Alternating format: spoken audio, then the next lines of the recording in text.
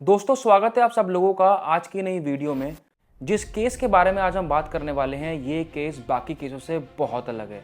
इस केस के बारे में ना तो आपने ज़्यादा कहीं सुना होगा और ना ही कहीं देखा होगा। इस केस के लिए मैंने काफ़ी ज़्यादा मेहनत करी है और रिसर्च करी है क्योंकि दोस्तों ये केस है डार्क वेब का।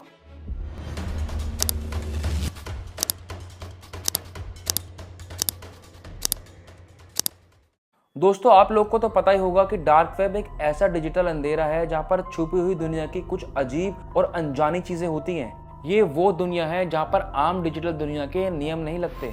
यहाँ पर लोग इलीगल दवाइयाँ, विदेशी जानवर, हिटमैन की सर्विसेज और पुराने जादू टोनों की किताबें खरीद सकते हैं। लेकिन ध्यान रहे ये बहुत खतरनाक भी हो सकता है आपके लिए। इसमें कभी भी खोजने वाले को कुछ भी मिल सकता है या फिर वो सब कुछ खो भी सकता है। लेकिन अगर मैं डार्क वेब की लीगैलिटी की बात करूं तो इंडिया में डार्क वेब लीगल भी है एक तरीके से और इलीगल भी। लीगल इस तरीके से अगर आपका इंटेंट सही है तो आप डार्क वेब को यूज कर सकते हो।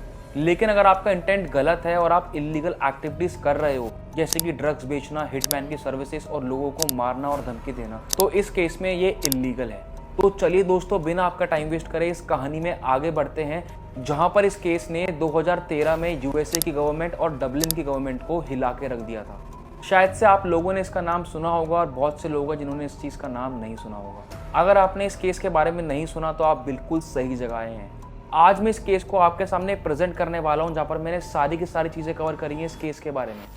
Freedom hosting. एक बार की बात है, इंटरनेट के छुपे हुए कोने में एक शैडो एम्पायर था जिसका नाम था फ्रीडम होस्टिंग। ये एक डार्क वेब होस्टिंग सर्विस थी जिसके पीछे एरिक ओवेन मार्कस का दिमाग था, जो डबलिन का एक शांत इंसान लगता था। लेकिन उसके इस शांत चेहरे के पीछे एक मास्टरमाइंड छुपा हुआ था जो इंटरनेट पे कुछ सबसे घटिया और घिनौनी हरकतें करता था। मार्कस का जन्म 29 अप्रैल 1985 में यूएसए के एक बड़े शहर न्यूयॉर्क में हुआ था। मार्कस के डैड ब्राजीलियन थे और बाद में वो पोर्चुगल शिफ्ट हो गए थे जहाँ पर वो आर्किटेक्ट का काम भी करते थे। और मार्कस की मॉम डबलिन की रहने वाली थी। तो बेसिकली मार्कस के पास यूएसए और डबलिन दोनों ही कंट्री की सिटीजनशिप थी। मार्कस अपने मॉम एंड डैड के साथ न्यूयॉर्क में सिर्फ 5 साल की उम्र तक रहा था और उसके बाद 1990 में ये फैमिली आयरलैंड शिफ्ट हो गई थी। अब बात आती है 2007 की। ये वो समय था जब मार्कस 22-23 साल का हो चुका था और ये वही समय था जब मार्कस ने डबलिन में अपने घर पे अपने डैड के ग्राउंड फ्लोर पे और उस फ्लैट के कोने में रहकर इस पूरी दुनिया का सबसे बड़ा इलीगल एक्टिविटीज का डीलर बन गया। तो बेसिकली फ्रीडम होस्टिंग की नींव 2008 में रखी गई थी। तो फ्रीडम होस्टिंग एक हिडन सर्विस थी जो टोर नेटवर्क पे थी। तो दोस्तों टोर नेटवर्क वो नेटवर्क है जहां से डार्क वेब को एक्सेस किया जाता है। तो दोस्तों उसी नेटवर्क पर मार्कस ने अपनी हिडन सर्विसेज देना शुरू कर दी थी जहां पर ये बंदा गुमनाम होकर उन वेबसाइट्स पे काम कर रहा था। इसने धीरे धीरे कई सारी वेबसाइट्स को बनाना शुरू कर दिया और कुछ टाइम बाद वेबसाइट को होस्ट करने लगा जिनमें से सारी वेबसाइट्स इलीगल एक्टिविटीज में शामिल थी। उसने ड्रग स्मगलिंग की और मनी लॉन्ड्रिंग की सर्विसेज चालू कर दी थी और धीरे धीरे मार्कस का नेटवर्क बहुत से पावरफुल लोगों से बनने लगा और 2008 के एंड में उसने दुनिया का सबसे घिनौना काम चालू कर दिया। ऐसा काम कि आप अपने सपने में भी सोच नहीं सकते। मार्कस ने एक ऐसी ऑनलाइन कम्युनिटी बनाई जहां पर सेक्सुअल प्रेडिएटर्स गुमनाम होकर बच्चों के साथ अब्यूज और एक्सप्लॉयटेशन कर सकते थे और उनकी बनाई हुई वीडियोस और इमेजेस को शेयर भी कर सकते थे ऑनलाइन, जिनमें से कई वीडियोस और इमेजेस बच्चों के और टॉडलर्स के साथ हुए रेप की थी और उनके साथ हुए टॉर्चर की भी थी। और ये इमेजेस और वीडियोस मार्कस के सर्वर पर आने लगी और बहुत से इंसेन और पागल लोग थे जो इन वीडियोस को पैसे देकर देखते थे। इन चीज़ों को मैं बिल्कुल प्रमोट नहीं करता और आप इन चीज़ों से जितना दूरी बना सके उतना दूरी बना के रखें और मेरी सलाह आपको यह है कि इन चीज़ों को एक्सेस अपनी लाइफ में कभी भी मत करना। अब 2009 का समय आ गया था और मार्कस ने अच्छे खासे पैसे कमाने शुरू कर दिए थे। उसकी इलीगल वेबसाइट पर ट्रैफिक बहुत तेजी से बढ़ने लगा और इन चीज़ों की डिमांड भी बहुत ज़्यादा बढ़ने लगी। तो 2008 के समय में बहुत से लोग थे जो इन वीडियोस को देखना पसंद करते थे। मैं आपको बता दूं मार्कस काफ़ी ज़्यादा चालाक था और उसको पता था कि वहाँ की पुलिस से और गवर्नमेंट से कैसे बच के रहना है। उसको सारे के सारे लूपहोल्स पता थे और वो हमेशा की तरह सही टाइम पे सही इंसान को पैसे देके बच निकलता था और ऐसा करते करते 2009 के एंड में बिजनेस बहुत तेजी से बढ़ने लगा। अब मार्कस ने होस्टिंग सर्विस में 100 से ज़्यादा चाइल्ड एक्सप्लॉयटेशन वेबसाइट बना ली थी जो millions of child exploitation material images को होस्ट करती थी। अब इसके अलावा ड्रग और मनी लॉन्ड्रिंग वेबसाइट अलग थी। दोस्तों वो टाइम आ गया था कि डबलिन के साइबर क्राइम यूनिट को भनक होनी शुरू हो गई थी फ्रीडम होस्टिंग के बारे में। और उन्हें ये भी पता चल गया था कि इलीगल एक्टिविटीज बंद कराने से ज्यादा जरूरी है फ्रीडम होस्टिंग के होस्ट को पकड़ना, क्योंकि यही एक बेस्ट तरीका था चाइल्ड अब्यूज को बंद करवाने का, जो एक ऐसा प्लेटफॉर्म था जो इन एक्टिविटीज को ऑनलाइन लोगों तक कनेक्ट करता था आपस में। अब 2011 में साइबर क्राइम यूनिट से ज्यादा कुछ नहीं हो पाया और ये केस FBI को ट्रांसफर हो गया।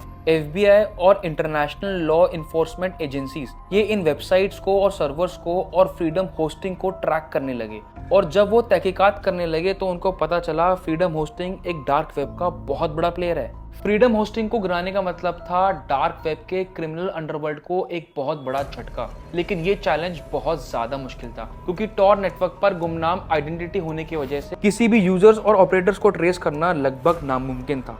पूरे 1-2 साल बीत गए थे, लेकिन FBI के तोते उड़ चुके थे उन्हें ट्रैक करने में। दोस्तों 2013 ये वो समय आ गया था जब मार्कस का एम्पायर इतना बड़ा हो चुका था कि ये आधे से ज्यादा डार्क वेब की साइट्स को होस्ट कर रहा था। जो फ्रीडम होस्टिंग एक कंपनी थी वो UK बेस्ड कंपनी थी, जो कि टोर वेब पे 2008 में स्टैब्लिश की गई थी, और ये सर्विस 2013 में अपने पीक पे आ गई थी, और यहीं से मार्कस का डाउनफॉल होना शुरू हुआ। अब मार्कस को पकड़ने की कहानी काफी ज्यादा इंटरेस्टिंग है। FBI ने मार्कस को ट्रैक करने के लिए काफी एडवांस टेक्नोलॉजी का यूज किया था। ये सब कुछ 2013 में शुरू हुआ था, जब FBI ने टोर ब्राउजर में कुछ रूल्स और रेगुलेशन को एक्सप्लॉइट किया था, वो भी एक मालवेयर के जरिए। सो बेसिकली मालवेयर एक मैलिशियस सॉफ्टवेयर का शॉर्ट फॉर्म है, और ये एक ऐसा सॉफ्टवेयर है जिसे साइबर क्रिमिनल्स और हैकर्स डेवलप करते हैं ताकि वो बड़े से बड़े डेटा को चुरा पाएं और लैपटॉप्स को और कंप्यूटर्स को बर्बाद कर सके। और यही तरीका FBI ने अपनाया था मार्कस को पकड़ने के लिए। तो इस मालवेयर के जरिए जिन लोगों ने फ्रीडम होस्टिंग वेबसाइट पर विजिट किया था, उनका रियल टाइम IP एड्रेस इन्होंने निकाल लिया था, और ये इन्फॉर्मेशन FBI के लिए एक बहुत बड़ी इन्फॉर्मेशन थी और एक लीड भी थी। इस क्रूशियल इन्फॉर्मेशन के साथ FBI ने एक सर्वर को लोकेट करा जो कि फ्रांस में था, और वही IP एड्रेस आखिरकार FBI को मार्कस तक लेके चला गया। अब 2013 में अगस्त का महीना चल रहा था, और मार्कस को कानो कान खबर नहीं थी कि उसके आसपास FBI और डबलिन की गवर्नमेंट उसके पीछे लगी हुई है।